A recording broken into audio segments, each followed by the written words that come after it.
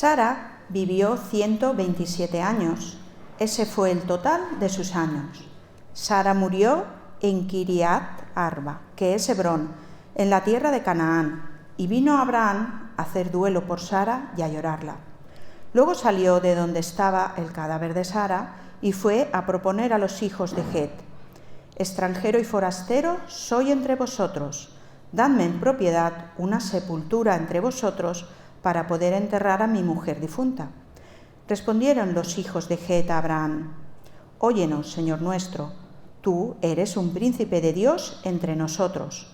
Sepulta a tu mujer en lo mejor de nuestros sepulcros, pues ninguno de nosotros te negará su sepulcro, ni te impedirá que la entierres.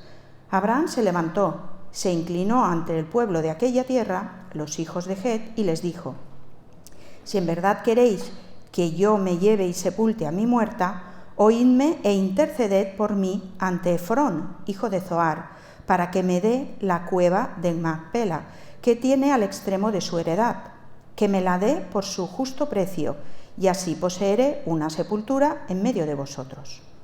Como Efrón, el heteo, estaba entre los hijos de Het, respondió Abraham en presencia de los hijos de Het y de todos los que entraban por la puerta de su ciudad: no, Señor mío, óyeme, te doy la heredad y te doy también la cueva que está en ella. En presencia de los hijos de mi pueblo te la doy. Sepulta allí a tu difunta mujer. Entonces Abraham se inclinó delante del pueblo de la tierra y respondió a Efrón en presencia del pueblo del lugar: antes, si te place, te ruego que me oigas.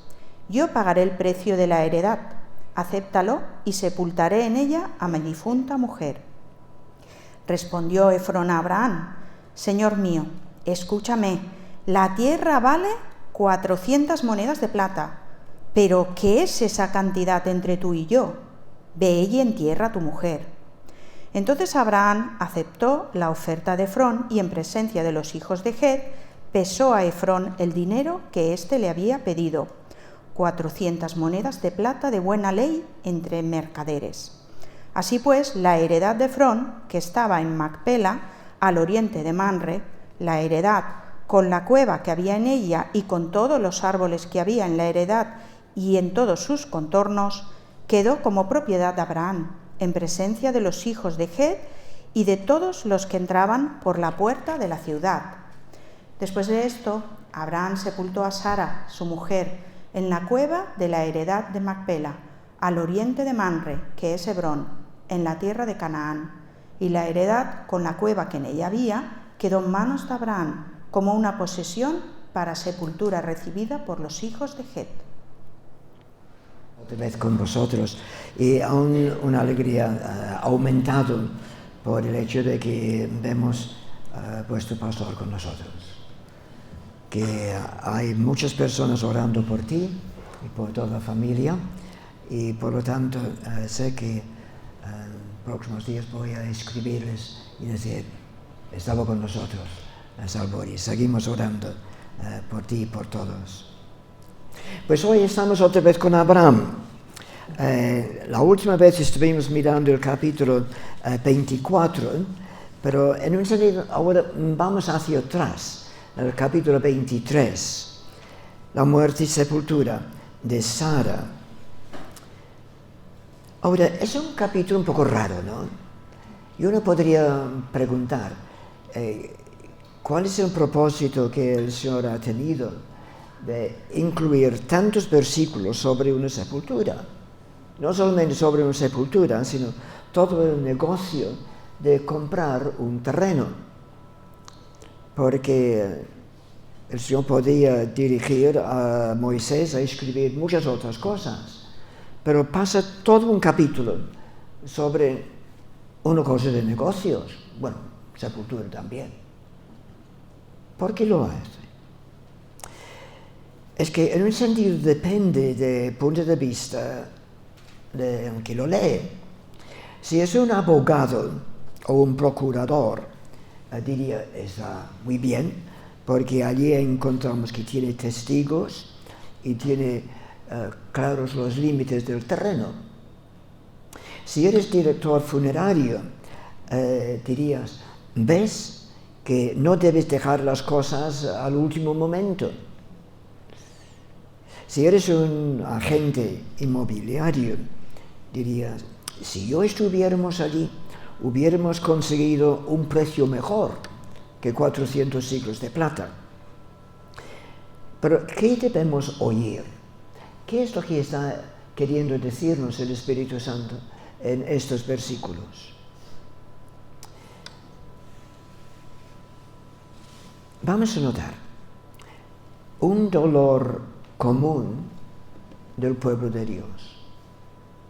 Un dolor común del pueblo de Dios. Cada muerte es especial, pero en un sentido la muerte de Sara es aún más especial.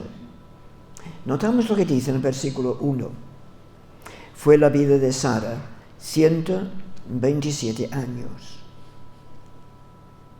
Tantos fueron los años de la vida de Sara. Es muy curioso esto, porque Sara fue la única mujer en Génesis cuya edad se menciona al morir. Tenemos las fechas o las edades de los hombres cuando mueren, pero ella es la única persona que se menciona su edad al morir. Y en un sentido, ella es, digamos, la madre del pueblo del pacto, el pueblo de Dios, porque nos dice en Romanos capítulo 4, versículos 1 y 11, que Abraham en un sentido es el padre de todos los creyentes, puesto que él da el ejemplo de confiar en el Señor en una forma total. Y fue a través de Abraham como una persona especial, que es una pieza clave en el plan de la redención. Y por lo tanto habla de él como el padre de nosotros, el padre de los creyentes.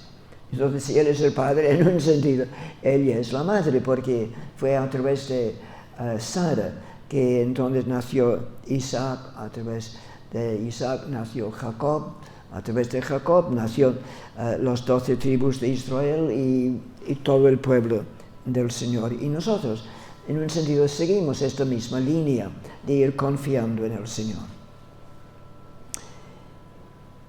Entonces, la muerte de Sara es especial.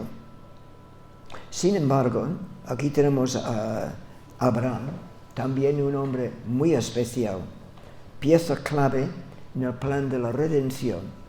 Sin embargo, sufrió como todos los demás. Sufrió la pena de ver a su esposa morir. Quizás nosotros podemos decir sí, pero podemos encararlo con triunfo y victoria. Eso es lo que nos dice en 1 Corintios capítulo 15. ¿Dónde está tu victoria, oh sepulcro? Sí, pero obviamente 1 Corintios fue escrito después de la muerte y resurrección de Jesucristo. Y esto es muchos centenares de años después de este incidente en Génesis capítulo 23. Pero de todos modos, podemos decir, sí, hay victoria para el creyente, pero, es que el capítulo 23 de Génesis nos muestra que por ser cristianos no somos inmunes al dolor y a la tristeza. El dolor, la tristeza, la soledad puede hacernos sentir poco victoriosos. Sí, tenemos que siempre llegar al punto de ir reconociendo que todo lo que necesitamos está en Cristo, que Él es nuestro refugio, como hemos estado cantando. No obstante, nuestras pérdidas pueden ser tan tristes, tan angustiosas, que durante meses y meses el dolor parece que nunca se vaya a acabar. Entonces, ¿hace la fe una diferencia?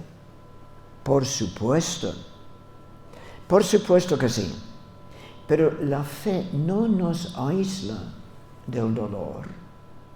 Experimentamos el dolor, no solos. El Señor está con nosotros, experimentamos el dolor juntamente con el Señor. De hecho, cuanto más profundo es el amor entre dos personas o una persona en una situación, más cercana, más estrecha sea la relación, más agudo es el dolor. No obstante, hay muchos versículos en la Biblia que sigue siendo verdad. Por ejemplo, 1 Tesalonicenses capítulo 4 y el versículo 13. Pablo escribiendo a recién convertidos. Entonces, él dice esto: tampoco queremos, hermanos, que ignoréis acerca de los que duermen, para que no os entristezcáis como los otros que no tienen esperanza. No, el creyente puede ver la muerte de forma totalmente diferente.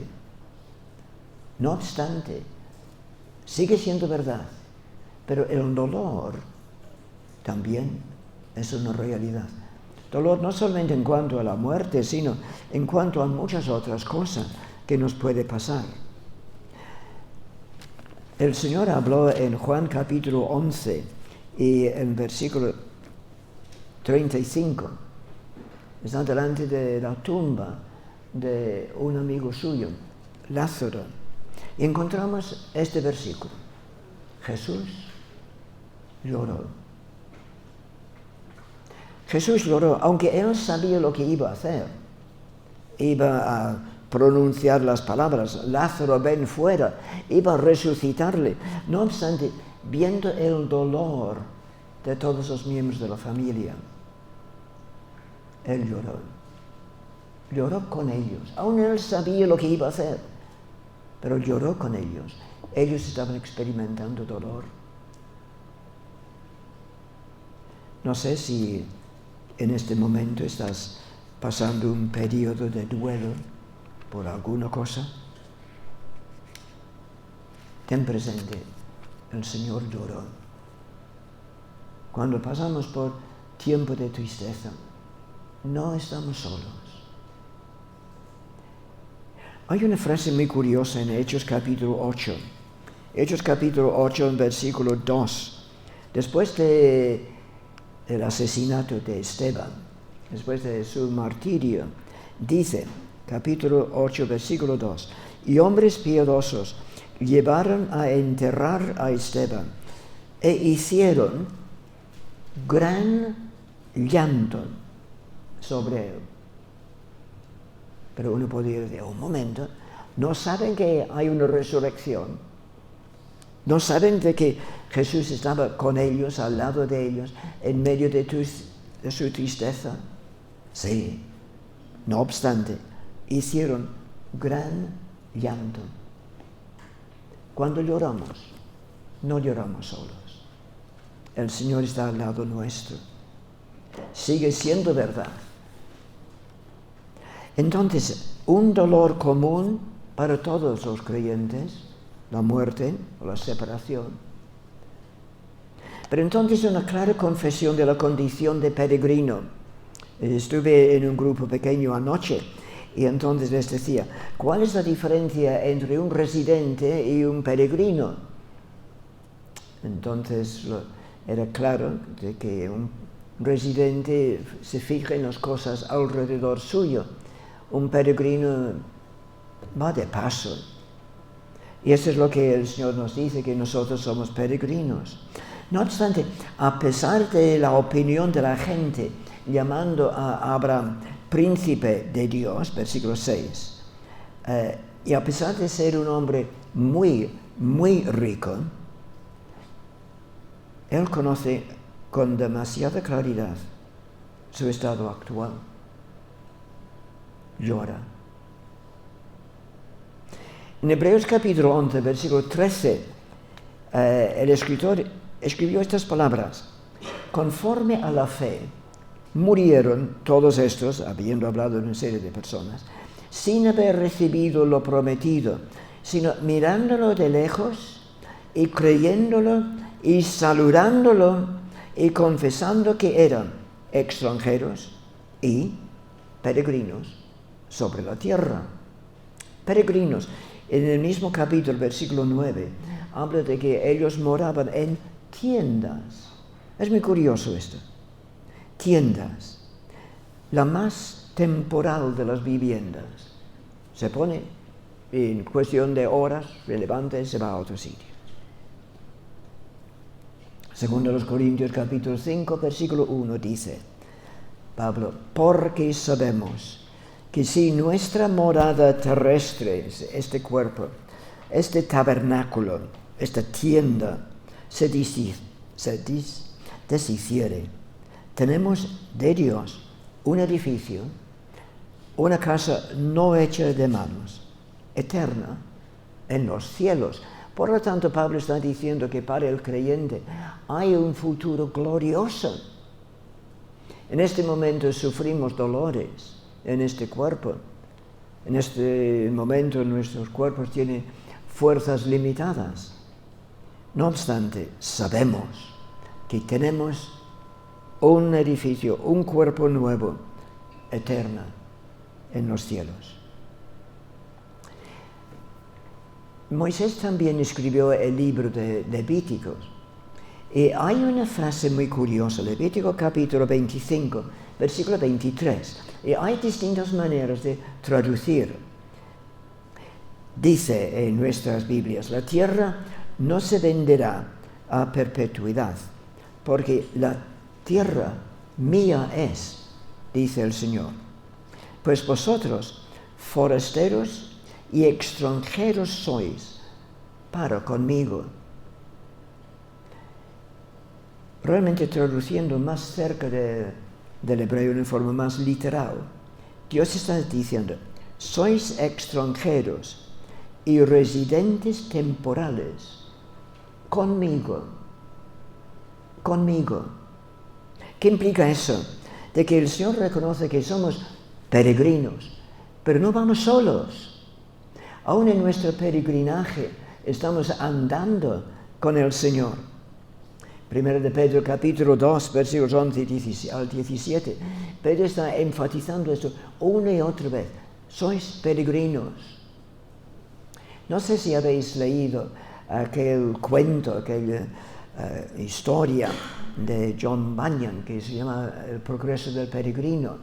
Si no lo has leído, permíteme animarte a pedirlo en una librería y comprarlo y leerlo. Se ha hecho en distintas ediciones. Hay ediciones normales para adultos, pero hay ediciones para niños, hay ediciones en dibujos. También hay una película en dibujos animados del progreso del peregrino. Me gustaría animaros a leer este libro. Coger la idea. Esta tierra no es mi hogar. Voy de paso. Salmo 39, versículo 12 dice, oye mi oración, oh Eterno, y escucha mi clamor, no calles ante mis lágrimas, porque soy forastero y advenedizo, literalmente invitado, como todos mis padres. Estamos de paso. Esa es la forma que debemos pensar de nosotros mismos en este mundo, pero también es la manera que están pensando los cristianos refugiados de Ucrania, Irak, Siria, China, Nigeria, de tantos países. Han tenido que huir para salvar sus vidas o debido a la persecución, pero tienen que volver a ir fortaleciéndose, reconociendo, sois peregrinos. Pablo, escribiendo a los filipenses, decía que nuestra ciudadanía está en los cielos. Debemos andar en las sandalias de Abraham y nunca debemos olvidar quiénes somos, cuán frágiles somos, desarraigados, totalmente dependientes de Dios. Y qué bueno es eso, dependientes de Dios, sin agarrarnos a esta tierra y todo lo que contiene y todo lo que ofrece. A veces el dolor o la pérdida o los retrocesos pueden traer en nuestro corazón una realidad con nuevas fuerzas, pero realmente todo importa poco si vivimos la verdad de que estamos andando y el Señor dice, eres forastero conmigo, estamos andando con Él. Entonces vemos que la cuestión de tristeza nos toca a todos, también toca a los que aman al Señor por la pérdida de distintas cosas, un empleo, o un amigo, o un familiar, la pérdida de lo que sea. Es común a todos. Pero todo esto está haciéndonos recordar, somos peregrinos y vamos camino hacia la ciudad celestial. Pero entonces hay una cosa más, y es que vemos señales de la fidelidad de Dios. Los versículos 5 al 16 de este capítulo 23, en un sentido es fascinante, el trato comercial. A pesar de la pretensión de generosidad de Efrén, 400 siclos de plata era un precio exorbitante.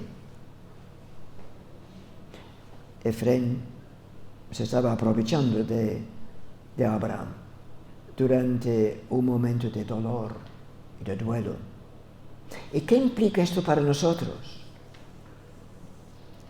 Efrén no lloraba con Abraham, pero Pablo, escribiendo a los Romanos capítulo 12, versículo 15, nos da un versículo que debe ser tan importante para nosotros, y como hemos estado escuchando esta mañana, la relación entre los unos y los otros. Gozaos con los que se gozan, llorad con los que lloran. ¿Cuántas veces podemos dar gracias al Señor por amigos, por hermanos que lloran con nosotros, no? Hace cuestión de casi minutos o horas hemos estado experimentando esto.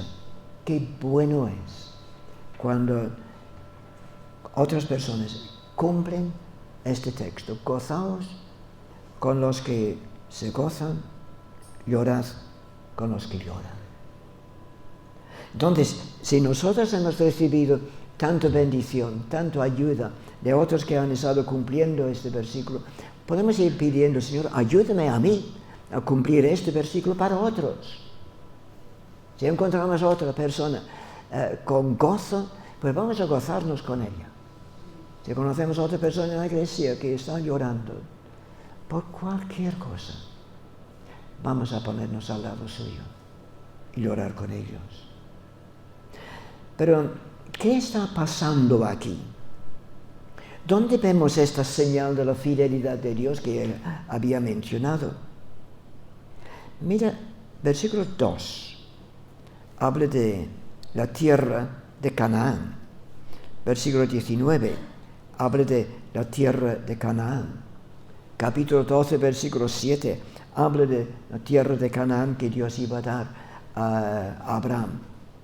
Este campo, esta cueva donde está enterrada Sara, está en la tierra, en un pedacito de tierra de este mundo, en la tierra que Dios le había prometido a Abraham. Es un mero fragmento de lo que prometió Dios, pero es un poco, es un anticipo de todo lo que Abraham iba a tener. Un anticipo. La promesa de Dios de la tierra ha comenzado a concretarse. Ahora tiene un trozo y una cueva. Es sin duda un estímulo muy pequeño. Es un anticipo muy pequeño. Pero es un anticipo. Escuchad, Efesios capítulo 1, versículos 13 y 14. En él también vosotros, habiendo oído la palabra de verdad, el evangelio de vuestra salvación, y habiendo creído en él, ¿qué sigue? Fuisteis sellados con el Espíritu Santo de la promesa, que es las arras de nuestra herencia, las arras de nuestra herencia, hasta la redención de la posesión adquirida, para alabanza de su gloria. Las arras es un anticipo de todo lo que tendremos. Hace unos cuantos años dije a una señorita, y estaba muy enamorada de ella, y ella, para mi tremendo gozo, dijo, yo también, nos casamos. Pero ella estaba viviendo en Barcelona y yo estaba pastoreando una iglesia en Sevilla. ¿Qué hacemos? ¿Qué podemos hacer para que durante el tiempo hasta nuestra boda podamos ir disfrutando de nuestro amor y de la promesa de fidelidad que estamos haciendo el uno al otro? ¿Cómo podemos hacerlo? Por medio de un anillo de compromiso. Solamente un anticipo. Y usted podría ir mostrando a sus amigas un anillo, no es un anillo de compromiso, podría ir mostrándolo. Eduardo ha dicho que vendrá y nos casamos y vamos a vivir juntos para toda la vida. Aquel anillo era solamente un anticipo, pero un anticipo de verdad, de todo lo que íbamos a pasar. Y hemos pasado unos cuantos años tan felices. Un anticipo. Y el Señor también nos da una serie de anticipos de todo lo que tendremos. Al celebrar la Santa Cena, este es un anticipo de todo lo que tendremos. No solamente la comunión entre nosotros, sino entre todos los creyentes de todos los siglos, de todos los países. Pero no solamente eso, estaremos con el Señor. Y Santa Cena es simplemente un anticipo de esto. Al comprar este lugar de entierro en Canaán, Abraham indicó su compromiso inquebrantable en las promesas del Señor. Su compromiso inquebrantable con la promesa del Señor. Abraham estaba diciendo, yo creo en las promesas de Dios y por lo tanto actúo. Podemos subrayar esto. Yo creo en las promesas de Dios y por lo tanto actúo. ¿Crees en las promesas de Dios? Hemos oído, como el Señor ha dicho, el que a mí viene, no lo echo fuera. Sí, realmente la palabra es tremendamente fuerte. No lo echo fuera bajo ninguna condición. Vienes a Jesús y pides perdón y Él no te echa fuera. Esto es tremendo. Y sobre la base de su promesa yo actúo. No solamente vengo a Él para la salvación, para empezar a andar con Él, sino también vengo a Él sabiendo que Él está a mi lado en cada momento. Y cuando estoy gozándome, Él se goza conmigo. Y cuando estoy llorando, Él llora conmigo. Bien, Dios en las cosas pequeñas, Dios mostrando su fidelidad tantas veces. No encontramos el alivio total o la solución completa para Abraham en este momento. Pero hay una pequeña muestra, la pequeña seguridad que Dios está en medio de su dolor. Lo mismo con nosotros. Dios con nosotros, en medio de nuestros dolores, en medio de nuestra tristeza, en el momento cuando lo necesitamos. Y que por lo tanto debemos alabarle. Voy a terminar con un texto. Apocalipsis capítulo 21, versículos 4 y 5.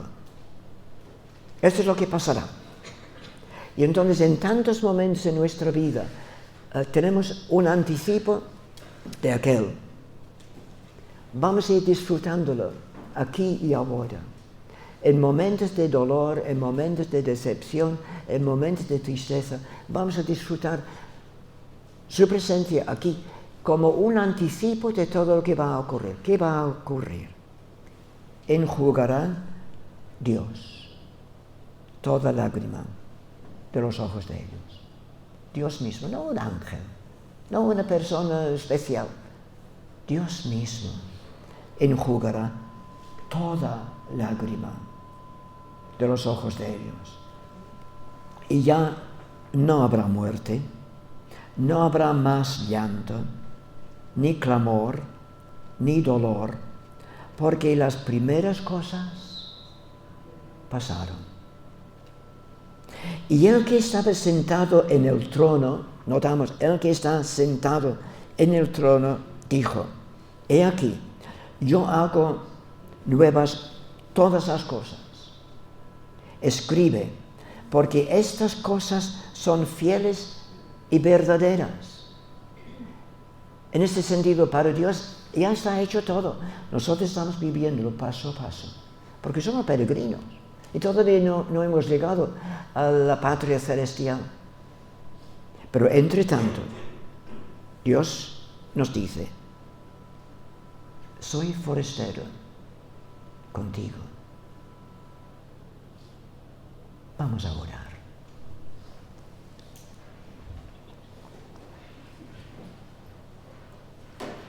Padre,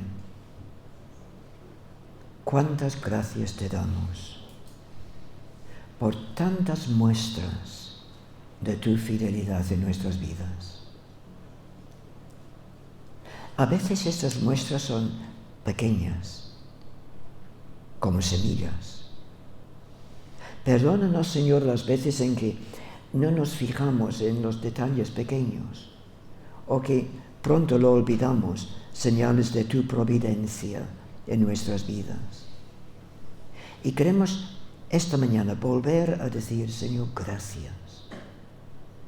Gracias por todos los anticipos que tú nos das de todo lo que vamos a heredar. Pero, Señor, entre tanto, ayúdanos a ir disfrutando del hecho de que tú estás andando al lado nuestro, compartiendo nuestras emociones, compartiendo nuestras experiencias. Y, Señor, en medio de cualquier dolor, haz que seamos tan conscientes de tu presencia. Gracias por amarnos tanto. Lo decimos sabiendo que podemos acercarnos a ti y llamarte Padre por los méritos de Jesucristo. Amén. Pues que el Señor nos bendiga a cada uno.